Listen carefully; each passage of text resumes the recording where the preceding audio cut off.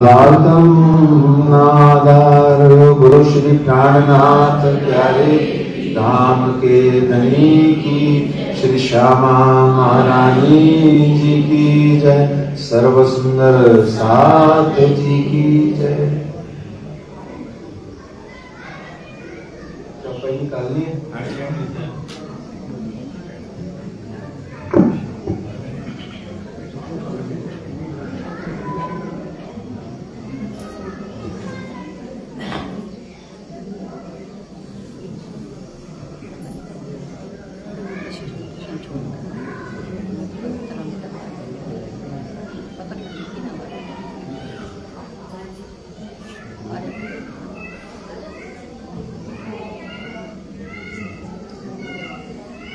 बोलो श्री प्राणनाथ प्यारे की धनी, जो चाहते हैं वो बोल देते हैं, जो माने सो ठीक, ना माने सो ठीक, क्योंकि राज्य तो किसी को कुछ कहते नहीं है।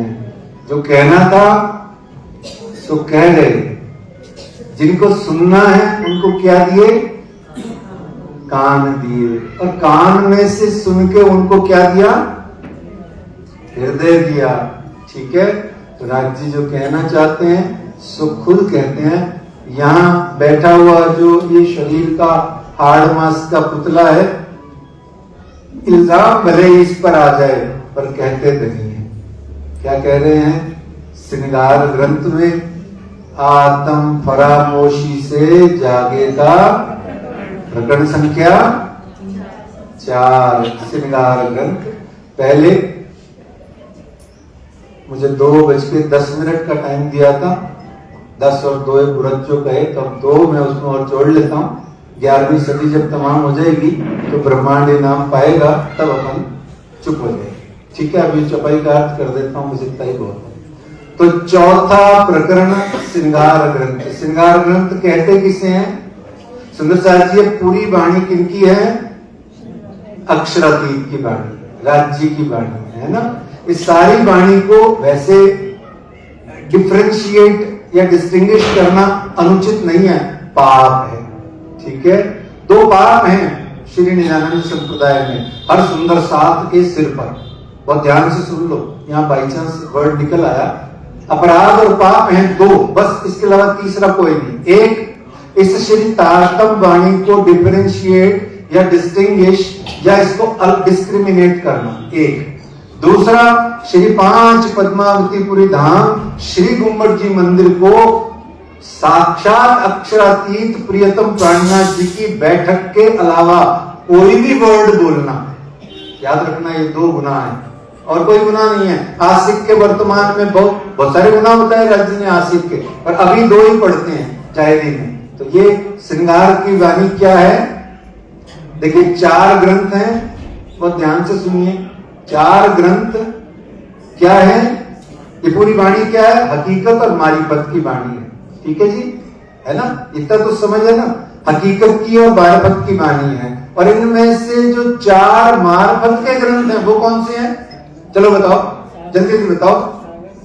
मेरे पीछे सेंटर बोर्ड बहुत सारा बैठा हुआ है, जल्दी जल्दी बताओ। 4 मारिफत के कौन से हैं?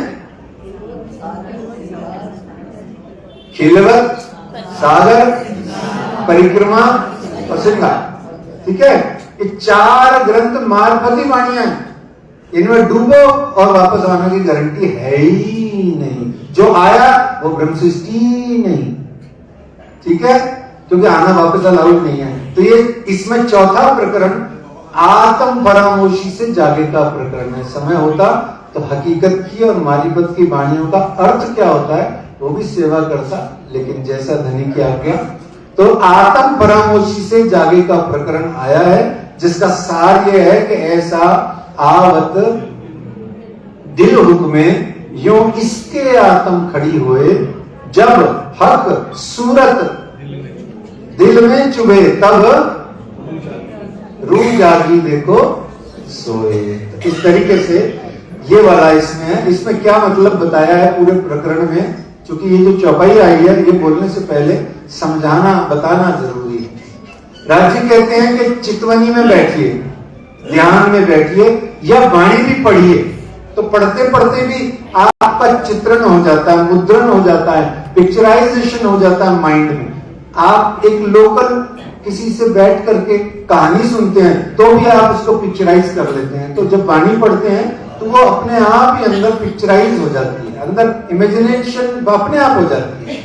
सुरता, कल्पना, इमेजिनेशन, पिक्चराइजेशन, कुछ भी कहें, वो आपके अंदर होता है। तो यहाँ इस आत्म फरामोशी से जागे के प्रकरण में धामधनी कहते हैं कि आप बैठिए, श्रीराज जी के रूह के अंगों से, ध्यान रखना, ये हाड़ मांस के शरीर के अंगों से नहीं जो कि हमें सर्वस्व लगते हैं, ना ना ना ना, एक और अंदर दिल में रूह रहती है, उस रूह के भी बहुत वैसे कैसे बिल्कुल यही वाले नक्शी अंग हैं, उन रूह के अंगों से जो सोए हुए हैं, उन रूह के अंगों से आप वाणी पढ़ते हुए, चिंतन चितवनी करते हुए आप धनी जी के अंगों को, एक एक अंगों को निरखिए, निहारिए और देखिए वो क्या कहती है वाणी कि एक एक अंग को जब आप निरख निहारते जाएंगे तो उस अंग का जब जाहिरी और बातूनी स्वरूप, उसका जो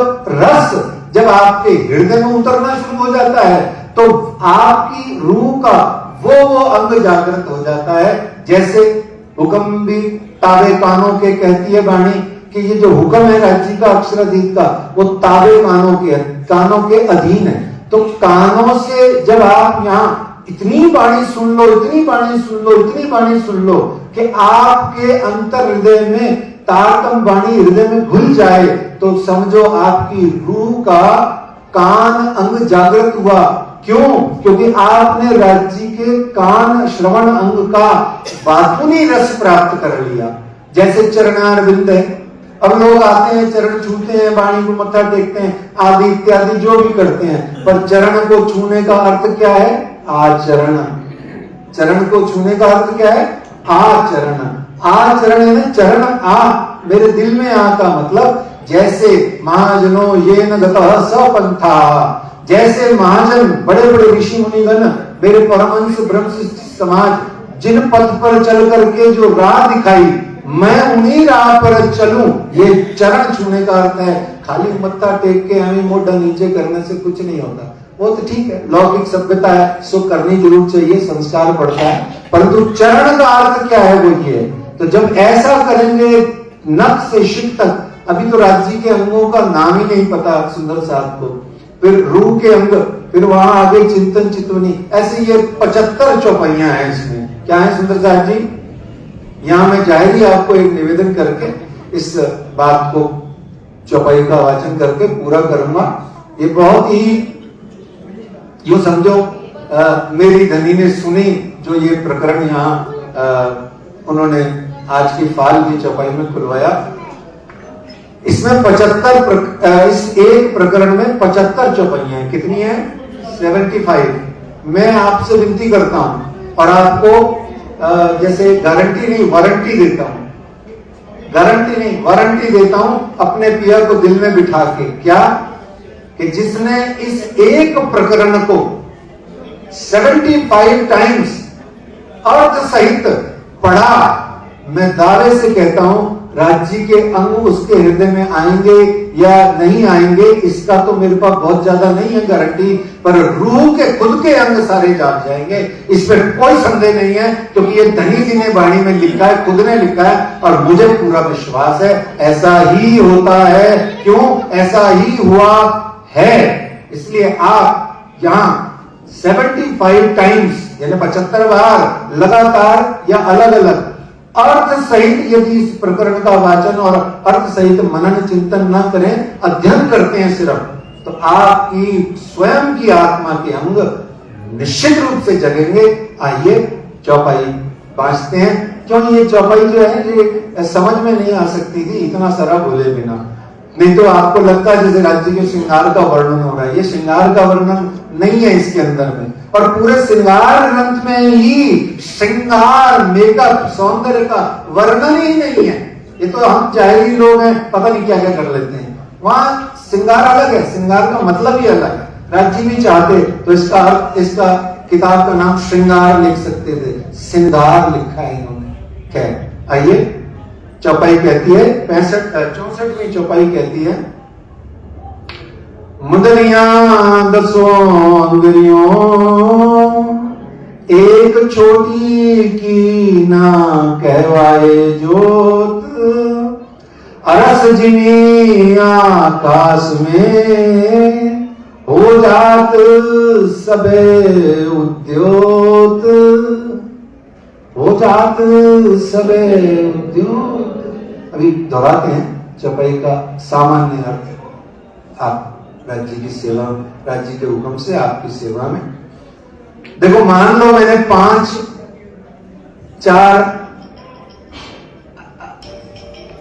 4 अंगूठियां हैं, देखो बहुत सारे आखिर के मोमेंट आकल है, किसी को नहीं याद आ रहा, अभी मैं बोलता हूं याद आ जाएगा।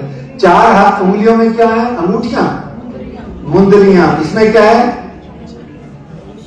अंगूठे में क्या होता है? अंगूठी।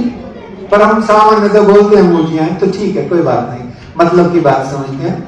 5 में मैंने 5 मुंदरी अंगूठी डाल रखी है, और देखो जो हक चलवन करें सब अंगुरी, मान लो यूं हक चलवन करे सब अंगुरी, किसी भी बात में, किसी भी चीज में, ऐसे ही यूं आदमी बैठा बैठा हाथ हिलाता रहता है तो हाथ हिलता है उसका।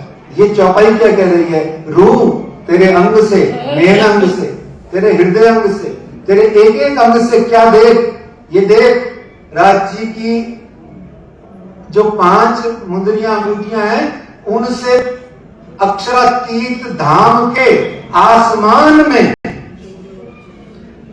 अलग अलग प्रकार की रोशनाई जा रही है, माणिक की, मोती की, पुखराज की, नीलवी की, सब अलग अलग।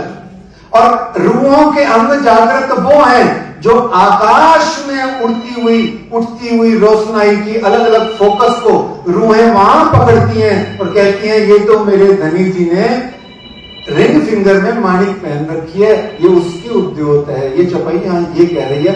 मैं शायद पूरा अभी नहीं समझा पाया, पर फिर भी मेरे को आज इतना ही सेवा का अवसर है।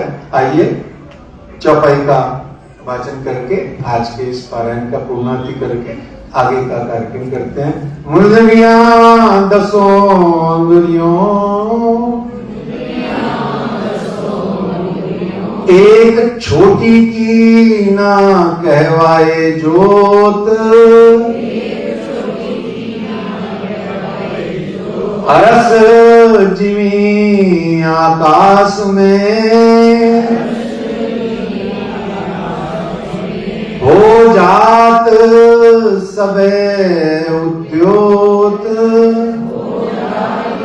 हो जात सबे उद्योत। बोलो श्री धाम के श्री श्यामा महारानी जी की, धाम के धनी के श्रृंगार की, श्यामा रानी जी के राज्य के कितने श्रृंगार हैं? श्यामा जी के कितने श्रृंगार हैं वाणी में? टोटल राज्य के कितने श्रृंगार हैं? और शुरू से लेकर आखिर तक आज तक कितने श्रृंगार हैं? सोचो, विचार करो, खोजो। जो खोजेगा उसकी निशा होएगी। बोलो श्री प्राणनाथ प्यारे आनंद मंगल श्री धाम की जय, श्री बैजूराज की जय, श्री महाराजा छत्रसाल की जय, श्री सुंदर साज की जय, श्री सुंदर साहिब के चरणारविंद में स्तुति कीजिए, कृपा कीजिए। बोलो श्री प्राणनाथ प्यारे प्रणाम।